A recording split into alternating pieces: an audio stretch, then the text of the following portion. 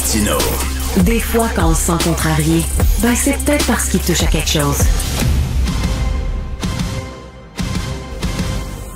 La rencontre Gravel-Martineau. On va se retrouver du côté on est avec Denis Gravel et Véro et Audrey. Bonjour. Richard, es-tu là? Je suis là. Tu me vois pas? Bon. Okay, C'est bien beau! Là, tu viens de me jeter à terre, Richard, parce que je m'attendais à tout, sauf à ce que tu sois déguisé pour notre chronique. OK, je te vois, Denis. Je vois Véro. Est-ce que Audrey est déguisée aussi? C'est le bout de triste de l'histoire. Audrey a été la fille qui, pendant 2 semaines, nous a dit « Hey, on se déguise à l'Halloween. » Puis moi puis Véro, on fait « Ah, je suis pas sûr. » Puis finalement, le résultat, c'est qu'on a tous procédé en cachette à des déguisements. Et Audrey est la seule qui n'est pas déguisée aujourd'hui de tout l'édifice de Leclerc Communication. C'est quand même drôle, ça. Vraiment. OK, Denis, pour ceux qui nous écoutent à la radio, t'es déguisé en quoi? Écoute, le lutteur Sting a fait un retour avec une barbe blanche il y a 2 semaines. Ça m'a donné une opportunité de me maquiller. En fait, ça a donné une opportunité à ma blonde de me maquiller et de ne pas raser ma barbe parce que personne ne veut voir les 8 mentons qui se cachent sous cette chose velue. Donc, mettons que les choix de déguisement ou de maquillage sont très limités. Mais la personne qui vole le show aujourd'hui, c'est ma collègue Véronique. Ben oui. Richard, as-tu vu le film Weapons? Non, j'ai pas vu le film Weapons. Je vais regarder ça ce week-end, d'ailleurs. Je me le promettais de regarder ça. Il y a un personnage qui est très marquant qui s'appelle Tante Gladys dans Weapons. Puis il faut que tu saches que, en français, en passant, c'est Heure de disparition. Oui. Moi, j'ai adoré le film. Denis a adoré le film, mais Audrey a trouvé que c'était le pire film de tous les temps. Fait que pour moi, ça a été un grand naturel il y a quelques semaines de prendre la décision de débarquer en studio pour leur faire une surprise à 14h avec mon costume très bien planifié de Tante Gladys. J'ai tous les détails. Fait que quand tu auras regardé le film, tu me donneras des nouvelles pour me dire si c'est réussi ou pas. Vos costumes sont magnifiques. J'ai un ami qui l'a regardé qui n'a pas aimé ça pantoute, lui non plus. Donc, bon, c'est très polarisant comme film. Je vais regarder ça ce week-end. OK, il y a beaucoup de séries ces temps-ci à la télévision sur des tueurs en série. Il y a eu la série sur Jeffrey Dahmer, il y en a une sur Ed Gein, le gars qui a inspiré Texas Chainsaw Massacre. Il y a une série sur John Wayne Gacy, qui est le gars qui se déguisait en clown pour attirer des enfants puis les tuer. Il y en a eu beaucoup. Qu'est-ce que tu penses de ça, toi, Denis? C'est glauque en Christie, tu trouves pas? Des tueurs en série? Ouais, c'est glauque en tabarnouche, mais je fais partie des gens qui sont fascinés par ces séries-là, qui essayent de comprendre comment un esprit se détraque. Puis je suis obligé de te dire, Richard, que ces séries-là sont diablement bien réalisées. La dernière, là, sur Ed Gein, la performance de l'acteur principal, incroyable, qui est celui qu'on voit dans Sons of Anarchy, qui est méconnaissable, Charlie Hunnam, une performance à gagner des trophées puis à mettre ça dans une brouette puis que la brouette déborde là. Puis je sais qu'on est toujours sur la fine ligne de est-ce qu'on glorifie un tueur en série et ses gestes ou on essaie d'expliquer le pourquoi du comment. Puis je sais que ça a déplu à des gens. Je parlais avec un collègue ici, Martin Dallaire, qui me disait « Ouais, on a tellement justifié sa déviance avec des problèmes de santé mentale qu'à un moment donné, on se demande si on n'essaie pas de réhabiliter les tueurs en série. » Puis le fait que ça a inspiré tellement de classiques de films d'horreur, parce que pour les gens qui ne savent pas, Ed Gein, qui a existé pour vrai, a inspiré à la fois Alfred Hitchcock pour Psychose, à la fois le réalisateur pour Massacre à la tronçonneuse et à la fois le réalisateur du Silence des agneaux, non pas pour le personnage de Hannibal, mais pour le personnage de Buffalo Bill, qui est quand même un personnage important du film. Donc, sur 3 générations de réalisateurs, Ed Gein a été vraiment une source d'inspiration importante. Lui, il tuait des gens, il enlevait leur peau, en fait, là, puis il faisait des masques qui se mettaient sur le visage. Il gardait des troncs et des membres dans son frigidaire, là, évidemment. Mais tu sais, t'imagines, Ed Gein, ça remonte quand même assez loin. Mais mettons qu'on fait une série sur, tu sais, le capoté là, au Canada qui était sur une ferme et qui tuait des prostituées, qui en a tué des dizaines de prostituées, puis qui les enterrait autour de sa ferme. C'est quand même assez récent. Tu parles de Picton? Robert Picton. Oui. Exactement. T'imagines les familles des victimes, toi, de voir qu'il y a des producteurs qui vont s'enrichir, puis qu'il y a des gens qui vont annoncer pendant ces émissions-là, tout ça pour la personne qui a tué de façon épouvantable leur fils, mettons. C'est peut-être pour ça qu'il faut attendre un certain temps avant de nous présenter ces histoires-là.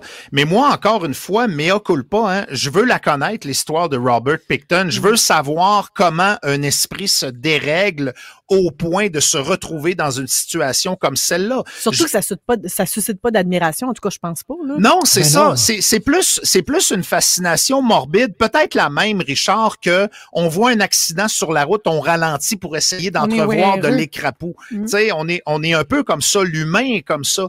Moi, j'ai aucune admiration pour les tueurs en série, mais il y a une série extraordinaire qui a été faite sur Netflix sur les premiers pionniers du FBI qui sont allés interviewer des tueurs en série. C'est David Fincher qui a réalisé cette série-là en plus. Tu sais, les gars qui ont essayé, puis c'était très impopulaire au FBI à l'époque. Mindhunter. Ouais, Mindhunter, c'est excellent.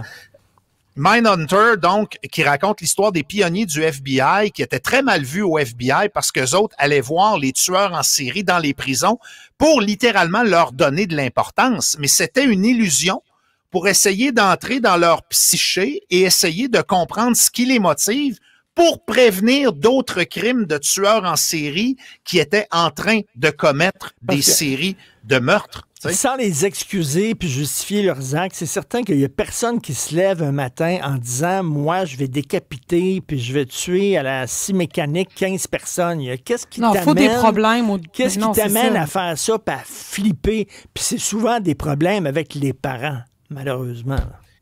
Ben oui, puis tu sais, on tombe... C'est bizarre, hein, parce que il y a un mystique autour de ça, de savoir comment un esprit se dérègle, alors que les réponses, habituellement, sont somme toute assez simples. C'est des enfants horribles, c'est des enfants qui ont été violentés, qui ont été traumatisés, qui traînent les séquelles de plusieurs choses, puis ça se développe de multiples façons. Dans le cas de Ed Gein, ben c'est un colosse avec une petite voix douce de rien du tout, Richard, et qui a l'air assez poli dans les conversations sociales.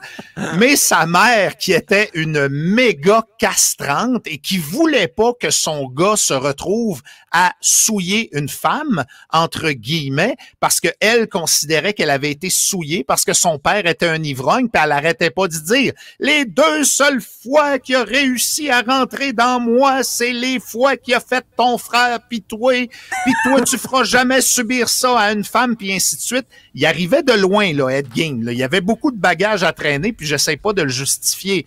Mais ça fait des séries fascinantes. Puis t'es un amateur de séries, puis de cinéma aussi, Richard. Ça doit te fasciner aussi, tout ça, là. Ben oui, c'est sûr, parce que, tu sais, c'est l'être humain. L'être humain est un personnage quand même assez fascinant. Ce que j'aime de l'Halloween, c'est qu'on vit dans une société extrêmement aseptisée. Hein. On le sait, les enfants vont jouer dans des parcs, ils se mettent un peu de boîte sur le bord de la bouche, puis c'est l'escouade Purel qui débarque avec des barils, là. Puis, tu sais, là, Tellement, hein? on leur donne une douche tout de suite, puis tout ça, tout doit être, il n'y a rien qui doit dépasser, pas un tweet qui choque quelqu'un ou qui scandalise, ou tout ça. Et là, pendant une journée, les enfants peuvent lâcher leur fou, Christy. Puis ils disent, enfin, là... mes parents disent fais attention, on va pas chez le voisin, etc. Là, on peut cogner à toutes les portes, on peut manger des bonbons et pas des choux-fleurs puis du caille. Et on peut se déguiser justement en tueur, en bébite. C'est le fun en maudit. Oui, puis je pense que c'est une des raisons pourquoi les adultes de plus en plus décident de se costumer, comme tu as fait avec beaucoup, beaucoup de travail et d'efforts, C'est Richard. très recherché, bravo. Oui. J'aime beaucoup. Mais je pense que les gens ont désespérément besoin de s'évader. Tu sais, l'inflation, Trump, la déprime électorale, puis tout. On a le goût de sortir de notre naturel qui, de plus en plus, est filtré comme un filtre Instagram, puis il faut tout le temps être beau, puis il faut tout le temps être parfait, puis il faut tout le temps être propre. Puis l'Halloween, c'est l'anti tout ça, et pour les enfants, et je pense de plus en plus pour les adultes aussi. Et quelle est votre politique? Ça, c'est bien important parce que je ne sais pas où trancher. Quelle est votre politique quand vous donnez des bonbons, puis il y a des ados qui se pointent comme Audrey, qui ne sont pas déguisés pantoute?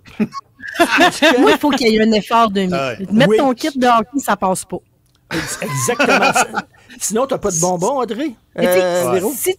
Si tu y mets le maquillage, si tu y mets l'effort, les espèces de bandages sanguignolants, on peut peut-être dealer quelque chose. C'est drôle, hein, parce que je suis en plein dedans. J'ai un grand adolescent de 12 ans qui pense avoir eu l'idée de génie de dire « Moi, je passe l'Halloween déguisé en humain. » Fait que je m'habille normal puis je passe l'Halloween. Je peux te dire que ma blonde l'a bien averti. J'ai dit, t'es pas le premier qui a cette idée-là, puis c'est sûr qu'il faut que tu te déguises si tu vas avoir des bonbons. Souvent, ceux-là sont attendus ils sont obligés de chanter une chanson pour avoir des bonbons. C'est souvent l'affaire la plus humiliante, bien plus que le costume. OK, alors s'il y a des bonbons qui traînent à votre station à Boulevard, pas de bonbons pour Audrey, c'est ça? Non, pas de bonbons pour Audrey. Mais elle ne mangeait sans donner mal au cœur. Ouais, elle a réussi à en trouver pas mal pareil. J'ai amené une Richard. Merci. Puis écoute, ce sont les élections municipales dimanche. Puis à Montréal, je vous le dis, on est vraiment jaloux parce que vous autres, vous avez eu du fun pendant la campagne électorale à Québec. Ça n'arrêtait pas. Ici, on a eu de la forme plus que du fond, Richard. Oui, mais là, on a eu un coït interrompu. Là, on a un Sam Hamad qui a une intervention chirurgicale qui est plus disponible pour la campagne. Décollement de la rétine. Puis on a Stéphane Lachance qui est allé pleurer dans son coin. Les médias, ils arrêtent pas de m'écœurer, fait que j'arrête de jouer. Fait que c'est un peu tranquille comme fin de campagne de notre côté, Richard. Pensez-vous qu'il va y avoir un gros taux d'abstention? Moi, à Montréal, je suis convaincu qu'il va y avoir un gros taux d'abstention. Je pense pas à Québec. Ah, je sais pas. Québec, on a un taux de vote par anticipation qui est plus élevé qu'il y a 4 ans. Fait que j'ai l'impression qu'on risque d'avoir des résultats assez étonnants. Puis à Québec, on a toujours des bons taux de participation. Ben oui. Ben OK, ben est-ce que vous allez voter, Québec, quand est-ce que tu déménages, Richard? Ah, il s'ennuie de Québec, Richard. Ah oui, ça paraît. C'est pour ça qu'il nous parle tous les vendredis. C'est vrai. Avec ces cheveux-là, en plus, tu ferais sensation à Québec. Là. Je mets mon rouge à lèvres? Ah ouais donc! Oui! Sophie va le chercher! On a quasiment le même costume, Richard! Salut! Tabarnouche! Bon week-end! Hey, fais attention, là, parce que si tu vas lire des histoires aux enfants des bibliothèques, Éric Duhem voudra plus te parler, là. Et Denis, si je me fais arrêter, je vais aller dans une prison pour femmes. OK? Je vais te laisser choisir ta toilette, Richard. Salut! Bye!